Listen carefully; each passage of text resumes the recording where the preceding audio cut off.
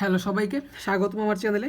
আজকে নবম শ্রেণীর চ্যাপ্টার 2 সেট ও ফাংশন এই চ্যাপ্টারের আমরা অনুশীলনীর 2 নাম্বার সবগুলো সলভ করব। গত ভিডিওতে আমরা 1 পর্যন্ত সলভ করেছিলাম। সো আগের ভিডিওগুলো যারা দেখো নাই অবশ্যই প্লেলিস্ট থেকে দেখে নেবে। কমেন্ট বক্সে ডেসক্রিপশন বক্সে প্লেলিস্টের লিঙ্ক দেওয়া থাকে, কারণ ধারাবাহিকভাবে দেখলে তোমরা অনেক ক্লিয়ার বুঝতে পারবা, কনসেপ্ট ক্লিয়ার থাকবে। দেখো এখানে বলছে নিচের সেটগুলো সেট গঠন পদ্ধতিতে প্রকাশ করো। তার মানে যেহেতু গঠন পদ্ধতিতে প্রকাশ করতে বলছে, এখানে তালিকা পদ্ধতি দেওয়া আছে। আর আমরা জানি সেট দুইটা পদ্ধতি প্রকাশ করে, একটা হচ্ছে গঠন পদ্ধতি আর একটা হচ্ছে তালিকা পদ্ধতি। সো আমাকে যেহেতু গঠন পদ্ধতিতে প্রকাশ করতে বলছে, আমাকে তালিকা পদ্ধতি দেওয়া আছে। আর তালিকা পদ্ধতি আমরা কি জানি যে সব কিছু উল্লেখ করে দেওয়া থাকে। আর গঠন পদ্ধতি হচ্ছে তোমাকে কন্ডিশন জুড়ে দেয়, হ্যাঁ কন্ডিশন জুড়ে দেয়। সো এখানে তালিকা পদ্ধতি দেওয়া আছে। দেখো ক নাম্বারে বলছে যে নিচের সেটগুলোতে এইখানে এটা দেওয়া আছে। তাহলে একটু চিন্তা করো তো, এইখানে সেটের যে উপাদানগুলো আছে, উপাদানগুলো বেসিক্যালি কেমন মনে হচ্ছে তোমার কাছে? প্রথমে আছে দেখো 3, তারপর আছে কত ভাইয়া 5, হ্যাঁ, তারপর আছে 7, তারপর 9, তারপর 11। দেখো এইখানে যা আছে এগুলা প্রথমত কি একটা ন্যাচারাল নাম্বার, অর্থাৎ একটু বুঝো ভালো করে, ন্যাচারাল নাম্বার স্বাভাবিক সংখ্যা। কারণ স্বাভাবিক সংখ্যা হচ্ছে কোনগুলা? যেগুলা ধনাত্মক সংখ্যা। তাহলে এখন খেয়াল করো, প্রথমে ন্যাচারাল নাম্বার আইডেন্টিফাই করলাম, এরপরে কি আছে ভাই এখানে 3, 5, 7, 9, 11। এগুলো তো জোড় সংখ্যা না, অবশ্যই বিজোড় সংখ্যা না? হ্যাঁ বিজোড় সংখ্যা। তাহলে কীভাবে লিখবো? এই সেটের এখানে সমাধান, হ্যাঁ সমাধান, এই সেটের উপাদানগুলো স্বাভাবিক সংখ্যা। কারণ স্বাভাবিক সংখ্যা কি? ধনাত্মক সংখ্যাগুলোকে স্বাভাবিক সংখ্যা বলা হয়। হ্যাঁ, স্বাভাবিক সংখ্যা এবং বিজোড়, এটুকু ধরতে পারছো? আচ্ছা, এবং বিজোড়। দেখো তো এই বিজোড়গুলো কি হয়েছে, বিজোড়গুলো 1 থেকে বড়, 13 থেকে ছোট না? লিখতে পারি যে এবং 1 থেকে বড় এবং 13 থেকে ছোট, এটুকুই তো, আর তো কিছু না। তাহলে আমি কি লিখবো? সুতরাং নির্ণয় সেট কি হবে বলো তো?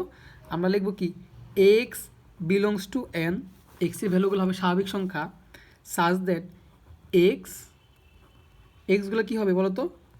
বিজোড় সংখ্যা, এক্সগুলো বিজোড় সংখ্যা। এখন আমাদের কন্ডিশন দিতে হবে। আমরা কী বলছিলাম?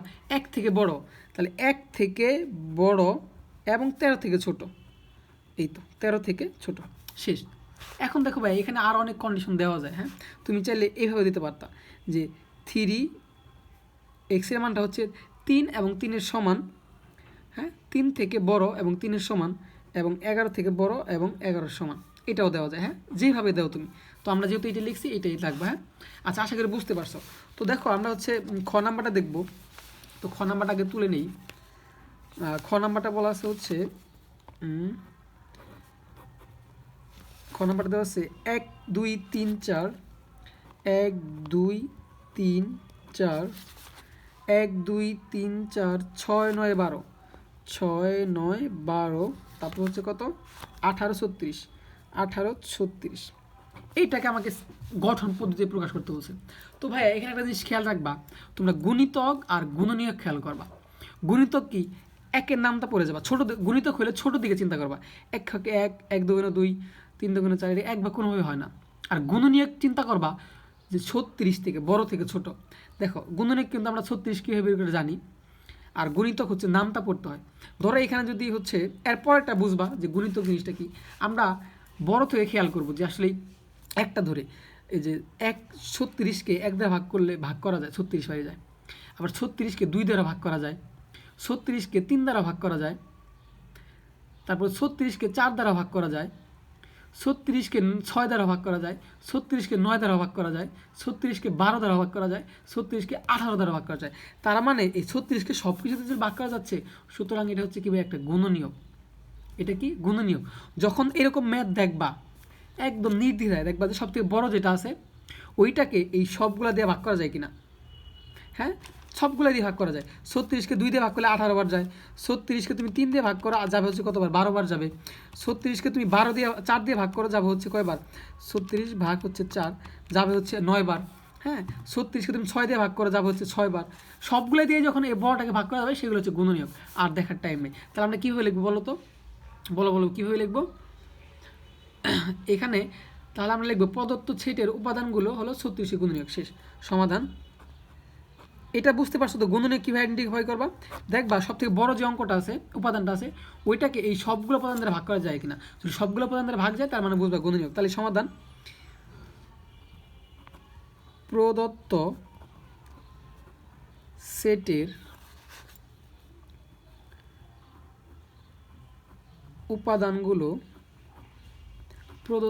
উপাদানগুলো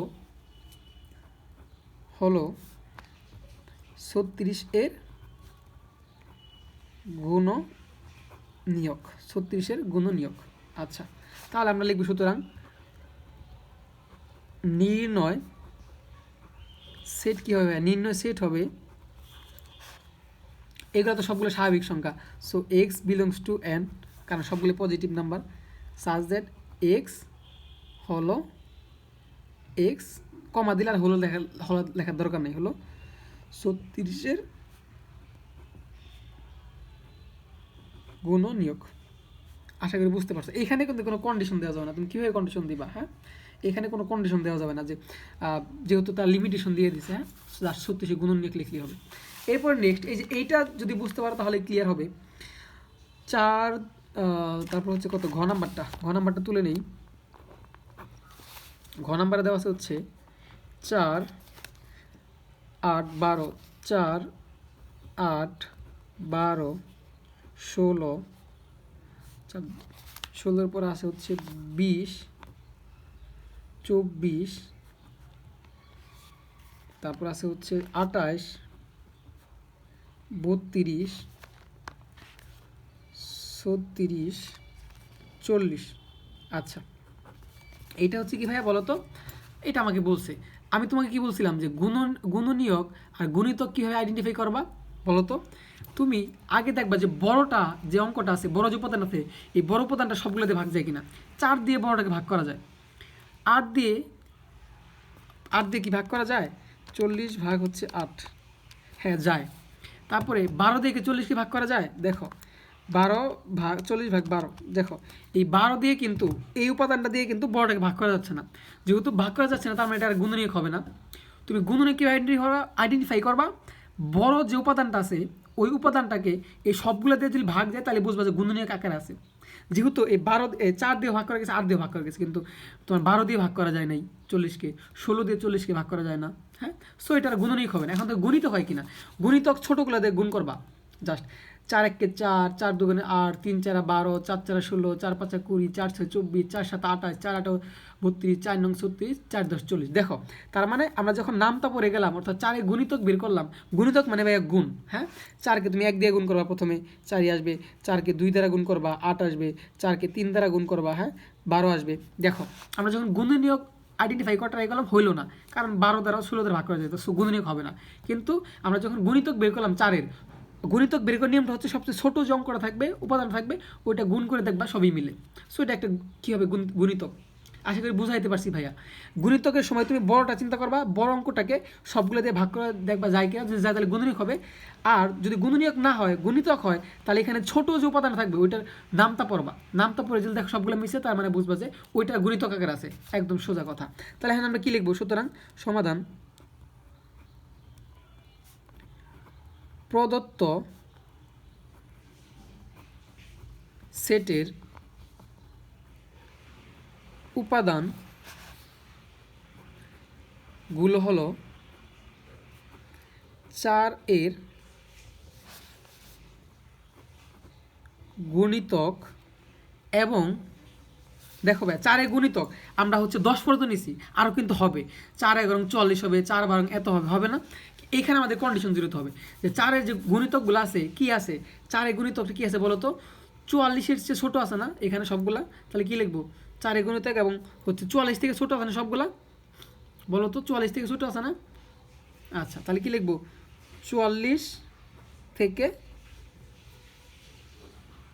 ছোট, এইটুকু লিখলে আনাফ। বুঝতে পারছো যে চারের গুণিতকগুলো কি 40 থেকে ছোট আছে না, 40 পর্যন্ত আছে। আবার তুমি বলতে পারতা যে চারের প্রত সেট উপাদানগুলো চারের গুণিতক যা 4 সমান এবং 40 থেকে ছোট। সো এটার থেকে এটাও কিন্তু বেটার, যে চারের গুণিতক যেটা হচ্ছে কি ভাইয়া 40 থেকে ছোট। সো আমরা লিখবো কি, কারণ এখানে 40 পর্যন্ত আছে, তো চারের পরে গুণনীয়ক হচ্ছে কত, গুণিতক কত 40। তো এখানে যা আছে সব 40 থেকে ছোট, তাহলে লিখবো কি নির্ণয় সেট প্রথমে তো গেলে কি ভাইয়া সবগুলো স্বাভাবিক সংখ্যা x belongs to N, x, 4 এর গুণিতক, হ্যাঁ, এবং কন্ডিশনটা কি দেবে, এবং এক্স এর ভ্যালুগুলা 40 থেকে ছোট, শেষ। এখানে সেকেন্ড ব্র্যাকেট, এটা 40, হ্যাঁ ভাই, এটা এখানে লিখি এক্স এর যে মানগুলো হবে সেগুলো হচ্ছে 40 থেকে ছোট। অথবা তুমি এই কন্ডিশনটাকেই আরেকভাবে দিতে পারতা, যদি একটা এক্স এর ভ্যালুগুলো 40 থেকে ছোট এবং 40 সমান, এখানে তাই তো আছে। সো তোমরা প্রথমটা অ্যাপ্লাই করবে, দুইভাবে দিতে পারা যায়, এটা হচ্ছে অ্যান্সার। তো নেক্সট দেখো কি আছে, এই যে এখানে প্লাস মাইনাস আছে, তার মানে পূর্ণ সংখ্যার একটা ব্যাপার কি আছে, এখানে প্লাস মাইনাস আছে। সো এখানে কি আছে ভাইয়া, পূর্ণ সংখ্যা আছে। এখন খেয়াল করো, আমরা এটা তুলে নিই ঘ নাম্বারটা, তাহলে এইটা সেটটা কী হবে, আমাদের পূর্ণ সংখ্যা আসবে। হ্যাঁ, পূর্ণ সংখ্যা মানে কী ভাইয়া, ধনাত্মক ঋণাত্মক সব সংখ্যায় আসে। +-4, +-5, +-6, এখানে পূর্ণ সংখ্যা আছে।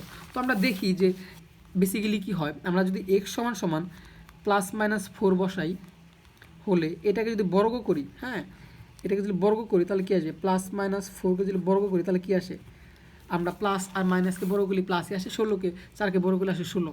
আর এটাকে যদি কিউব করি তাহলে কি আসে, +-4কে যদি কিউব করি তাহলে আসবে হচ্ছে কত, প্লাসকে বর্গ করলে আসবে হচ্ছে প্লাসই, মাইনাসকে বর্গ করলে মাইনাস, তার মানে প্লাস মাইনাস থেকে যাবে, আর 4কে বর্গ করলে আসে 64। আচ্ছা, এরপর যদি আমরা x এর মানটা +-5 বসাই, হলে x² সমান কত আসে, +-5।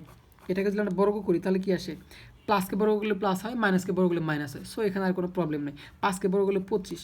ওকে, এখন x³ যদি বসাই, তো +-5কে যদি আমরা কিউব করি তাহলে প্লাসকে বর্গ করলে প্লাসকে কিউব করলে প্লাস হয়, মাইনাসকে কিউব করলে মাইনাস হয়। হ্যাঁ, মানে মাইনাসকে 3 দ্বারা গুণ করলে মাইনাস থেকে যায়, এখানে প্লাস মাইনাস আসবে।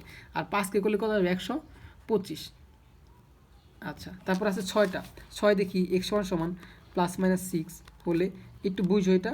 তাহলে আমরা যদি +-6কে বর্গ করি তাহলে কত আসবে ভাইয়া, প্লাসকে বর্গ করলে প্লাস, মাইনাসকে বর্গ করলে প্লাস হয়, 36। আর x³ যদি করি এটাকে যদি কিউব করি, হ্যাঁ, তাহলে কি আসবে, এটা কিন্তু কিউব ভাইয়া, +-6 একে কিউব করলে প্লাসকে কিউব করলে প্লাস, মাইনাসকে কিউব করলে মাইনাস হয়, প্লাস মাইনাস থেকে যাবে, আর 6কে করলে হয় কত, 216। এই তিনটাই তো ছিল। এখন এইখানে একটু খেয়াল করো তো যে এখানে কী আছে, এখানে মূলত কি আছে, যে তোমার হচ্ছে x² এর মানগুলা 16 থেকে কি 16 থেকে বড় আছে না সবগুলা, 16 এবং 16 থেকে বড় না।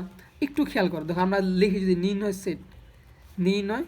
সেট আমরা দুইভাবে লিখতে পারবো। একটা হচ্ছে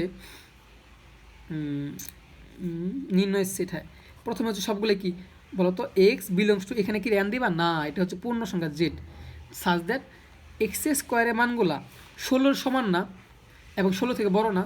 সো আমরা লিখবো x² মানগুলা 16 সহ, মানে 16 সমান সহ, মানে 16 আছে, 16 থেকে বড় আছে। সো x² মানগুলো 16 থেকে বড় এবং সমান।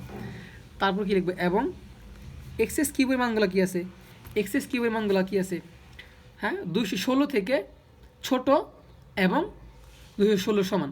সো এই চিহ্নটা দিয়ে দেবো। দেখো এই যে x³ এর মানগুলো কী হয়েছে, 216 থেকে ছোটো না, এই 216 থেকে 125 ছোটো, 64 ছোটো, এই জন্য লিখলাম x³ এর মানগুলো 216 থেকে ছোটো এবং 216 সমান, কারণ 216 আছে। সো এইটাই হচ্ছে কিন্তু ফাইনাল অ্যান্সার। সো এইটা যদি এরকম ম্যাথ দিয়ে দেয় তোমাকে, তাহলে সবগুলোকে আবার x² করে দেখবা, তারপর দেখবা এখানে কী আছে, যেটা প্রথমে থাকবে ওইটা সমান দিয়া, আর যদি বড় হয় তাহলে যেভাবে এদিক চিহ্ন দিয়ে দিবা, আর এই পাশে দেখবা যেটা শেষে থাকবে ওইটা সমান দিয়া, আর বাকিগুলো তো ছোটো হবে, এই দিকে চিহ্ন দিয়ে দিবা, একদম কিন্তু ইজি। সো ভিডিওটি এই পর্যন্ত রাখবো, পরবর্তী ভিডিওতে আমরা হচ্ছে 3 নাম্বার থেকে শুরু করব। সো যারা তখন দেখছো তাদেরকে অসংখ্য ধন্যবাদ, আর চ্যানেলটা অবশ্যই সাবস্ক্রাইব করবা। টাটা।